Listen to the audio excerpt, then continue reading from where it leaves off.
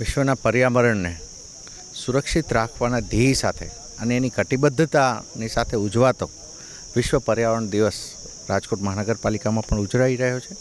અને આજના દિવસે અમે એક પેડ માં કે નામ જે માનનીય પ્રધાનમંત્રી શ્રી દ્વારા જે એક આહવાન થયું છે એના આહવાનને ફોલો કરતાં અમે એક કેમ્પેઇન શરૂ કરીએ છીએ. 2.5 લાખ વૃક્ષો એક પેડ માં કે નામ, નાગરિકો પોતાના માતાશ્રીના નામે વૃક્ષારોપણ કરે એ ધ્યેય સાથે 2.5 લાખ વૃક્ષોનું કામ ચાલી રહ્યું છે.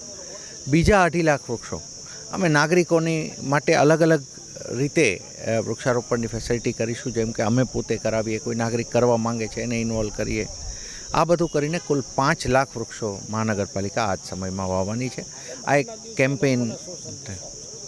હું એટલું જ સંદેશ આપીશ કે આજનો દિવસ આપણી માટે એક રિમાઇન્ડર છે કે જે આ પૃથ્વી, જે ધરતી માતા આપણને આ બધી ફેસિલિટીઝ આપે છે, આપણને જીવન આપે છે, જીવાડે છે, એની માટે વિચારવાનો આજનો દિવસ તો ખરો જ.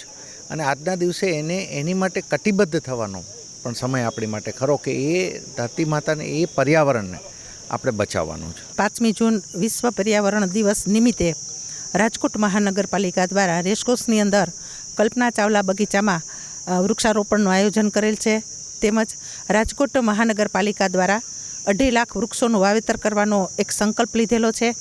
એ વૃક્ષો આપણે ટીપી વિભાગની અંદર અને ફિલ્ટર પ્લાન્ટ જ્યાં આપણા વોટરના છે ત્યાં લગાડવામાં આવશે. એક પેડ માં કે નામ, જ્યારે માનનીય વડાપ્રધાને આ સંકલ્પ લીધો છે અને આ એક સંદેશો આપણા સુધી પહોંચાડ્યો છે, ત્યારે દરેક પરિવાર એક વૃક્ષ વાવે તેવો સંકલ્પ પણ રાજકોટ મહાનગરપાલિકા દ્વારા લેવામાં આવશે.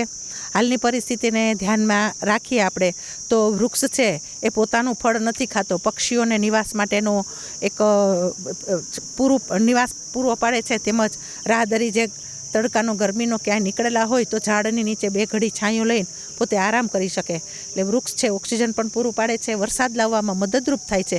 તો આ રીતે જો વૃક્ષને, પર્યાવરણને પુનઃજીવિત કરવા માટે આપણે મહાનગરપાલિકા દ્વારા 2.5 લાખ વૃક્ષોનું વાવેતર કરવાનો સંકલ્પ લીધેલો છે, જે પૂર્ણ કરશું.